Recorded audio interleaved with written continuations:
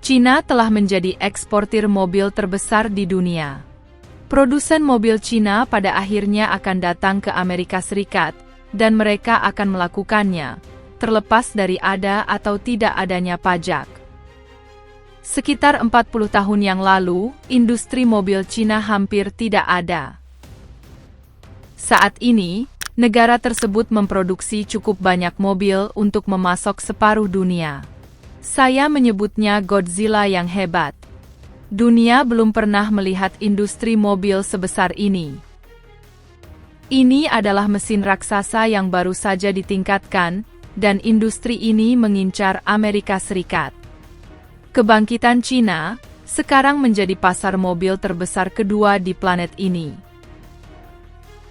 Meskipun tidak ada merek mobil China yang dijual di Amerika saat ini, tetapi beberapa merek lain seperti Volvo, Polestar, dan Lotus dimiliki oleh China, tetapi orang dalam mengatakan itu hanya masalah waktu. Negara tersebut telah meningkatkan ekspor untuk mengurangi kelebihan kapasitas. Survei menunjukkan sebagian besar pembeli, terutama yang lebih muda, akan senang membeli mobil China, meskipun ada kekhawatiran tentang privasi. Namun, tidak semua orang memiliki antusiasme yang sama.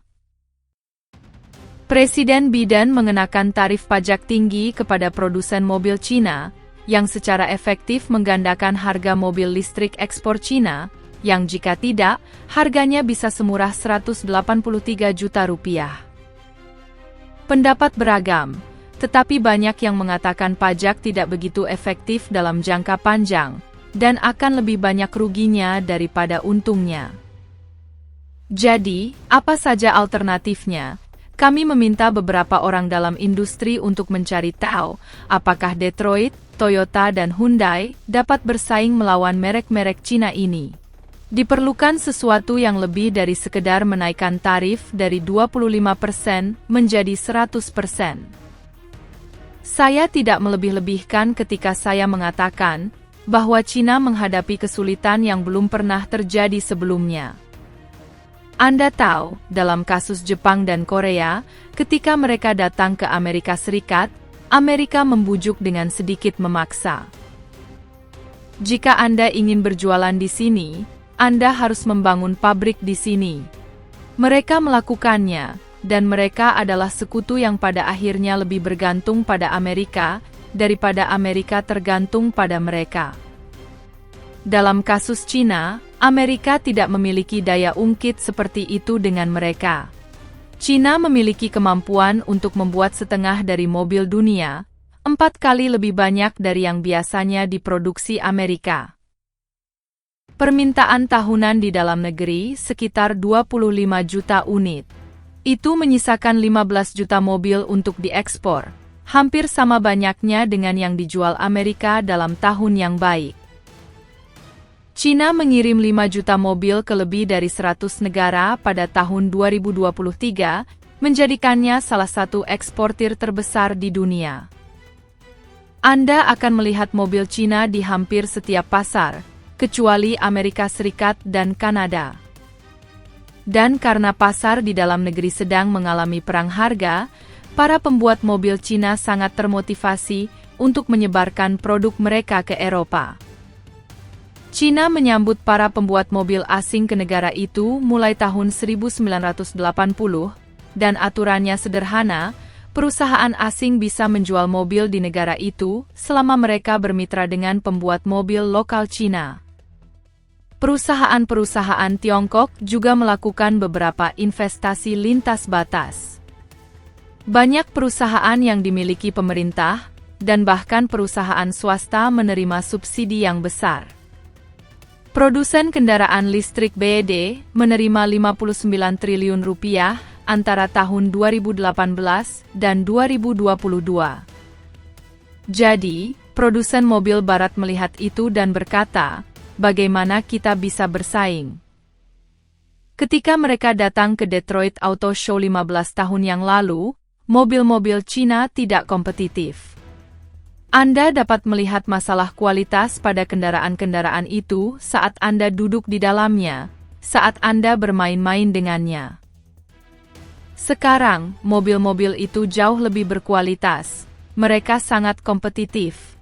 Begitu mereka mulai bekerja, mereka memperhatikan semua konfigurasi setiap kursi di dalam mobil, bukan hanya kokpit pengemudi. Cina membuat kendaraan bergaya yang dibuat secara tradisional menjadi usang. Cina sangat sukses dalam mengembangkan model bisnis baru yang berbasis pada perangkat lunak dan layanan. Banyak pendatang baru memiliki latar belakang di pasar teknologi, elektronik, dan perangkat seluler. Ketika iPhone hadir, produk Nokia menghilang dengan cepat. Itulah yang terjadi di Cina sekarang dalam bisnis mobil.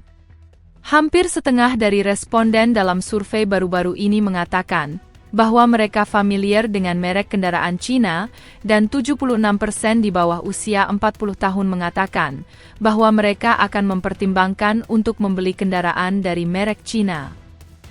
Pertimbangan kemudian menurun secara drastis pada kelompok usia yang lebih tua. Bergulat dengan realitas baru ini, pajak telah menjadi alat politik yang populer, terutama Presiden Trump. Para eksekutif otomotif, khususnya CEO Tesla Elon Musk, mengecam apa yang mereka anggap sebagai ketidakseimbangan antara aturan perdagangan Amerika dan Tiongkok. Akhir-akhir ini, Amerika berfokus pada pajak kendaraan listrik Cina akan naik dari 25% menjadi 100% pada tahun 2024. Hal itu disebabkan subsidi yang luas dan praktik non-pasar Tiongkok telah menyebabkan risiko kelebihan kapasitas yang besar. Ekspor kendaraan listrik Tiongkok tumbuh 70% dari tahun 2022 hingga 2023. Tiongkok mengendalikan lebih dari 80% segmen tertentu dari rantai pasokan baterai kendaraan listrik, yang membuat rantai pasokan Amerika rentan dan membahayakan keamanan nasional dan tujuan energi bersih. Tanggapan industri beragam. Para pemimpin buruh mendukung karena alasan yang jelas. Begitu pula dengan Aliansi Inovasi Otomotif, Asosiasi Perdagangan Utama Industri Otomotif.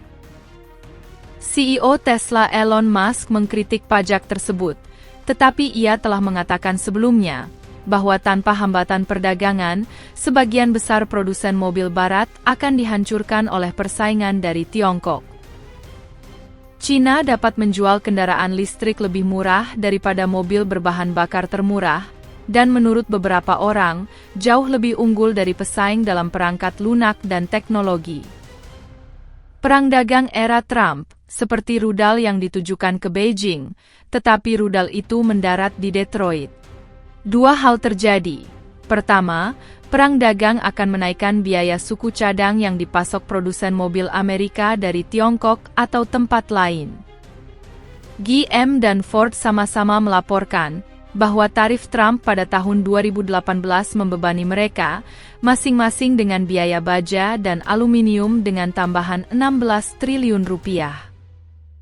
Kedua, hal itu kemungkinan mempercepat globalisasi perusahaan Tiongkok yang ingin menghindari aturan perdagangan dengan melakukan investasi di luar negara mereka sendiri. Mereka membangun pabrik di Meksiko. Mereka membangun pabrik di seluruh dunia, Afrika, Timur Tengah, Eropa, Eropa Timur, Eropa Barat, Asia Tenggara. Tidak pernah ada upaya yang lebih besar dari Tiongkok untuk mendekarbonisasi rantai pasokannya saat ini. Donald Trump berjanji untuk mengenakan bea masuk 100% pada mobil apapun yang dibuat di Meksiko oleh perusahaan Tiongkok. Analis kebijakan mengatakan tindakan tersebut akan melanggar ketentuan perjanjian yang dibuat Trump dengan Meksiko. Hal itu juga akan menyebabkan ketegangan lebih lanjut dengan negara tersebut, yang pada tahun 2023 Meksiko menjadi mitra dagang terbesar Amerika. Bagaimanapun, para eksekutif berpendapat bahwa tindakan ini menunda hal yang tak terelakkan. Perusahaan-perusahaan Amerika harus menghadapi kenyataan bahwa perusahaan-perusahaan Tiongkok memiliki produk yang sangat kompetitif dan menarik, dan konsumen Amerika menginginkannya. Jika Anda dapat membuat produk yang aspiratif terjangkau dengan konfigurasi yang mengejutkan dan menyenangkan pengguna platform tersebut, itu adalah proposisi nilai universal. Dan maaf, orang Amerika membeli barang-barang Tiongkok dan telah menikmati manfaatnya selama beberapa puluh tahun karena keterjangkauan harganya. Jika Anda menghalanginya, yang Anda lakukan hanyalah membuatnya lebih mahal. Ambil contoh dari apa yang dilakukan Cina 30 tahun lalu, ketika baru saja memulai dan berkata kepada Amerika Serikat, "Jika Anda ingin memasuki pasar kami, silakan. Namun, untuk menjual di sini, Anda harus berproduksi di sini dan mendirikan pabrik. Anda juga harus bermitra dengan perusahaan Cina yang akan memiliki setengah dari pabrik tersebut." Ini tentang mengubah strategi.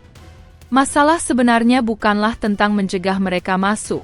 Ini tentang mengizinkan mereka masuk untuk memanfaatkan peluang yang telah mereka ciptakan, kemudian lakukanlah di bawah proses yang terarah dan bijak. Saat ini, meskipun tidak ada mobil bermerek Cina yang dijual di Amerika, lebih dari 100 perusahaan otomotif milik Cina telah hadir di Amerika Serikat. Mereka terkonsentrasi di Detroit dan Silicon Valley, dan ada pemasok mobil Cina yang tersebar di 30 negara bagian Amerika. Tetapi Anda tidak akan pernah mengetahuinya, karena kita tidak melihat mobil Cina di jalan-jalan Amerika, tetapi mereka ada di sini. Mereka bersiap menunggu waktu yang tepat untuk masuk dan menjual mobil mereka kepada orang Amerika.